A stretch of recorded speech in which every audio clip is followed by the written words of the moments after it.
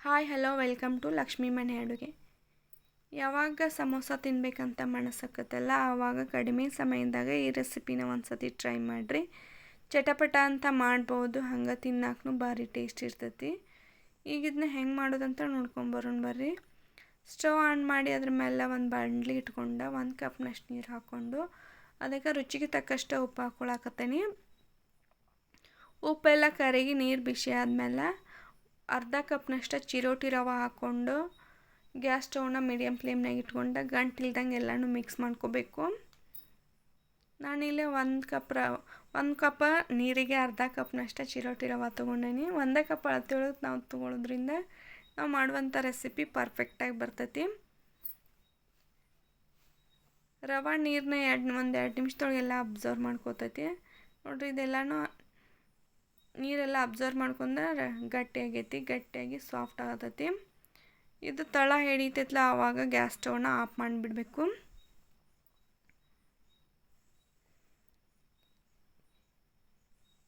ಈಗ ಇದನ್ನು ತಣ್ಣಗಾಗಕ್ಕೆ ಬಿಡತ್ತೇನೆ. ಈಗ ಸ್ಟಫಿಂಗಿಗೆ ರೆಡಿ ಮಾಡ್ಕೊಳ್ಳೋಣ.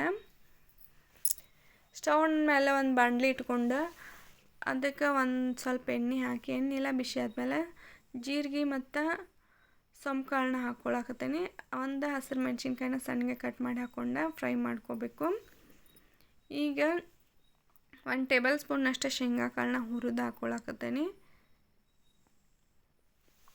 ಇದೆಲ್ಲ ಮಿಕ್ಸ್ ಆದಮೇಲೆ ಇಲ್ಲಿ ನಾನು 2 ಆಲೂಗಡ್ಡಿನ ಕುದಿಸಿ ಸಿಪ್ಪೆ ಎಲ್ಲ ಬಿಡಿಸಿ ಸ್ಮ್ಯಾಶ್ ಮಾಡಿ ಇಟ್ಕೊಂಡೀನಿ, ಅದನ್ನ ಹಾಕ್ಕೊಳಕತ್ತೀನಿ. ರುಚಿಗೆ ತಕ್ಕಷ್ಟು ಉಪ್ಪು ಹಾಕ್ಕೊಂಡಾದ್ಮೇಲೆ ಸ್ಪೈಸಸ್ನ ಸೇರಿಸ್ಕೊಳತ್ತೀನಿ. ಇದಕ್ಕೆ ನಾನು ಅರ್ಧ ಟೇಬಲ್ ಸ್ಪೂನಷ್ಟು ಅರಿಶಿನ ಪುಡಿ, ಖಾರ, ಗರಂ ಮಸಾಲೆ ಮತ್ತು ಧನಿಯಾ ಪುಡಿನ ಸೇರಿಸ್ಕೊಂಡು ಎಲ್ಲನೂ ಮಿಕ್ಸ್ ಮಾಡ್ಕೊಳಕತ್ತೀನಿ. ಬೇಕಂದರೆ ಚಾಟ್ ಮಸಾಲಾನು ಸೇರಿಸ್ಕೋಬೋದು. ಇದೆಲ್ಲ ಮಿಕ್ಸ್ ಆದಮೇಲೆ ಇದಕ್ಕೆ ಕೊತ್ತಂಬರಿ ಸೊಪ್ಪನ್ನ ಸೇರಿಸ್ಕೊಂಡು ಒಂದು ಸತಿ ಮಿಕ್ಸ್ ಮಾಡಿ ಇದನ್ನು ಪೂರ್ತಿ ತಣ್ಣಗಾಕಿ ಬಿಡಬೇಕು. ನೋಡಿರಿ, ಇದು ನಾವು ಕಲಿಸಿಟ್ಟಂಥ ರವಾನು ತಣ್ಣಗಾಗೈತಿ. ಇದನ್ನು ಚೆನ್ನಾಗಿ ನಾದ್ಕೋಬೇಕು, ಪೂರ್ತಿ ಸಾಫ್ಟ್ ಆಗೋ ಥರ ನಾದ್ಕೋಬೇಕು. ಯಾರೆಲ್ಲ ನನ್ನ ವಿಡಿಯೋನ ಫಸ್ಟ್ ಟೈಮ್ ನೋಡತ್ತೀರಿ ಪ್ಲೀಸ್ ಸಬ್ಸ್ಕ್ರೈಬ್ ಮಾಡ್ಕೊಂಡು ಸಪೋರ್ಟ್ ಮಾಡಿರಿ. ನೋಡಿರಿ, ಈ ಥರ ನಾದ್ಕೊಂಡು ಉಳ್ಳೆ ಥರ ಮಾಡ್ಕೊಂಡು ಇದನ್ನು ಲಟ್ಟಿಸ್ಕೋಬೇಕು. ನಾನಿಲ್ಲೇ ಮನ್ಯಾಗ ಸಿಗುವಂಥ ಬೇಸಿಕ್ ಮಸಾಲೆ ಪದಾರ್ಥನ ಯೂಸ್ ಮಾಡ್ಕೊಂಡು ಮಾಡೀನಿ. ಎಕ್ಸ್ಟ್ರಾ ಅಂಗಡಿಗೆ ಹೋಗಿ ತರುವಂಥದ್ದೇನಿಲ್ಲ, ಮನ್ಯಾಗ ಸಿಗುವಂಥದ್ದನ್ನ ಯೂಸ್ ಮಾಡ್ಕೊಂಡು ಮಾಡೀನಿ.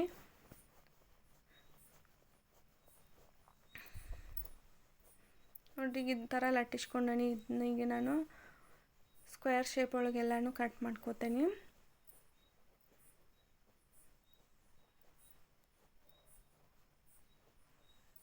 ಇದು ಒಂದು 10 ನಿಮಿಷದೊಳಗೆಲ್ಲ ಆಗಿಬಿಡ್ತೈತಿ. ಈವ್ನಿಂಗ್ ಟೈಮ್ದೊಳಗೆ ಟೀ ಜೊತೆ ತಿನ್ನೋಕ್ಕೆಲ್ಲ ಚೆನ್ನಾಗಿರ್ತೈತಿ. ಒಂದು ಸತಿ ಇದು ರೆಸಿಪಿನ ಟ್ರೈ ಮಾಡಿರಿ. ನೋಡಿರಿ, ಇದನ್ನ ಸ್ಕ್ವೇರ್ ಶೇಪ್ ಒಳಗೆ ಕಟ್ ಮಾಡ್ಕೊಂಡು ಎಕ್ಸ್ಟ್ರಾ ಎಲ್ಲನೂ ತೆಗೆದು ಇಟ್ಕೋತೀನಿ.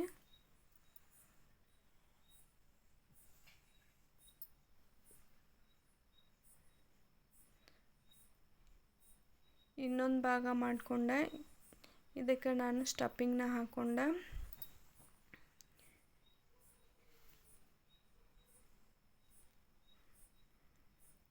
ಸಮೋಸ ಥರ ಪೂರ್ತಿ ಕಟ್ ಮಾಡ್ಕೋತಾನೆ. ಇದನ್ನ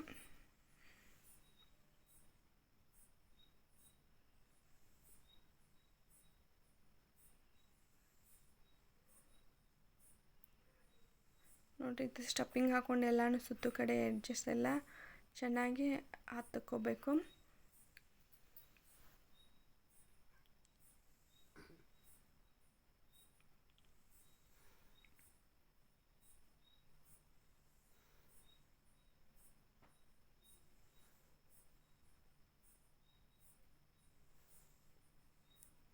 ನಾನಿಲ್ಲೇ ಟ್ರಯಾಂಗಲ್ ಶೇಪ್ ಒಳಗೆ ಕಟ್ ಮಾಡ್ಕೊಳತ್ತೀನಿ. ಬೇಕಂದ್ರೆ ನೀವು ಬೇರೆ ಶೇಪ್ ಒಳಗೂ ಕಟ್ ಮಾಡ್ಕೋಬೋದು.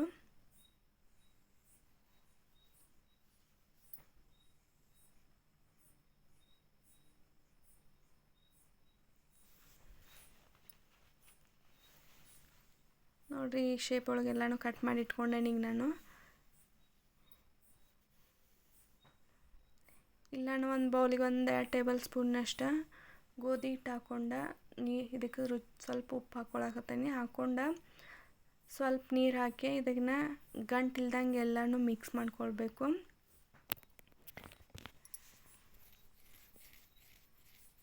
ನೋಡಿರಿ, ಈ ಥರ ಮಿಕ್ಸ್ ಮಾಡ್ಕೊಂಡೆ ಇದನ್ನು ನಾವು ಮಾಡಿಟ್ಟಂಥ ಸಮೋಸಾನ ಡಿಪ್ ಮಾಡ್ಕೋಬೇಕು. ಡಿಪ್ ಮಾಡ್ಕೊಂಡು ಎಣ್ಣೆಯೊಳಗೆ ಡೀಪ್ ಫ್ರೈ ಮಾಡ್ಕೊಂಡ್ರೆ ಆಯಿತು.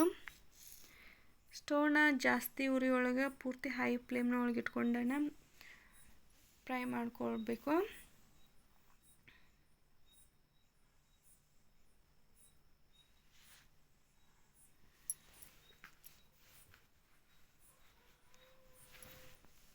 ನೋಡ್ರಿ, 1-2 ನಿಮಿಷದೊಳಗೆಲ್ಲ ಫ್ರೈ ಆಗಿಬಿಡ್ತೈತಿ. ಸ್ಟೋವ್ನ ಹೈ ಫ್ಲೇಮ್ನೊಳಗೆ ಇಟ್ಕೊಂಡೇ ಫ್ರೈ ಮಾಡ್ಕೊಂಡೆ ನಾನಿಲ್ಲೇ.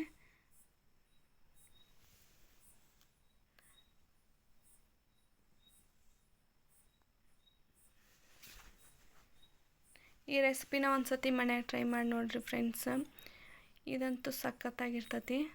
ಮ್ಯಾಲೆ ಕ್ರಿಸ್ಪಿ ಇರ್ತೈತಿ, ಒಳಗಂತೂ ಹಂಗೆ ಸೂಪರ್ ಸಾಫ್ಟ್ ಇರ್ತೈತಿ. ಇದನ್ನು ಪುದೀನ ಚಟ್ನಿ ಒಳಗೆ ಟೇಸ್ಟ್ ಮಾಡ್ಬೋದು ಅಥವಾ ಟೊಮೆಟೊ ಕೆಚಪ್ ಒಳಗೆ ತಿನ್ಬೋದು. ಮಕ್ಕಳಿಗಂತೂ ಭಾಳ ಇಷ್ಟ ಆಕೈತಿ ಇದು. ಒಂದು ಸತಿ ಟ್ರೈ ಮಾಡಿ ನೋಡಿರಿ ಫ್ರೆಂಡ್ಸ್. ಈ ವಿಡಿಯೋ ಇಷ್ಟ ಆದರೆ ಒಂದು ಲೈಕ್ ಮಾಡಿರಿ, ಶೇರ್ ಮಾಡಿರಿ. Thanks for watching.